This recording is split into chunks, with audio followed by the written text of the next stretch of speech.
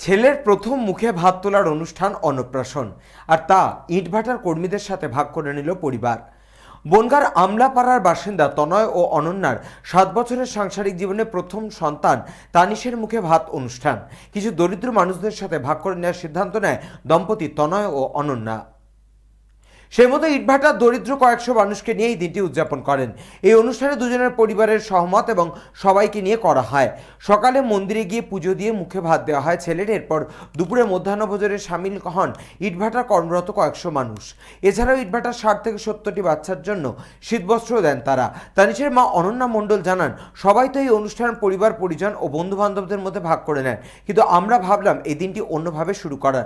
আমাদের প্রথম সন্তান তানিশের জীবনের শুরুটা হোক একদম অন্যরকম ভাবে, তাই আজ এই ইটভাটার কর্মরত দরিদ্র মানুষদের সাথে এই দিনটি ভাগ করে নিলাম। এটার অনুভূতিটা তো আলাদাই, কারণ ওরা তো বাইরের সমাজে আনন্দ করতে পারে না। তো আমাদের ওর বাবার বিশেষ করে আমার ইচ্ছে ছিল যে যাতে বাইরে সবাই তো আমরা আনন্দ করি সবাই, কিন্তু ওরা তো সমাজের 8-10টা লোকের সাথে আনন্দ করতে পারে না। তাই আমাদের ইচ্ছে ছিল যে আমার ছেলে প্রথম যখন ভাত খাবে ওদের সাথে খাক, ওদের সাথে আনন্দ করুক, যাতে কি বলবো, মানে ওরাও একটুখানি আনন্দ করুক এদের সাথে। আর এই আর কি।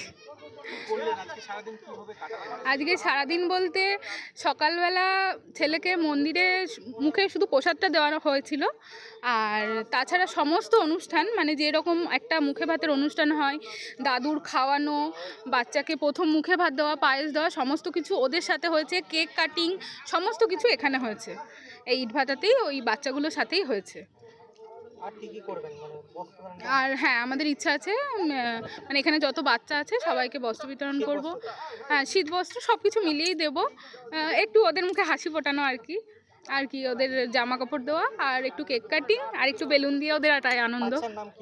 আমার ছেলের নাম হচ্ছে তানিশ মণ্ডল। খুব ভালো লাগছে, এর মতো ভালো আর লাগে না। কেন মনে হলো যে ইটভাটার বাচ্চাদের সাথে বা ইটভাটার মানুষের সাথে এটা একটা মহৎ কাজ হলো। মানুষকে খাওয়াবো, মানুষ বলবে ভালো হয়নি, এ হয়নি, ও হয়নি, আর এটা করলাম, এটা মানে পরকালের খুব মানে কাজ হলো, পুণ্যের কাজ হলো।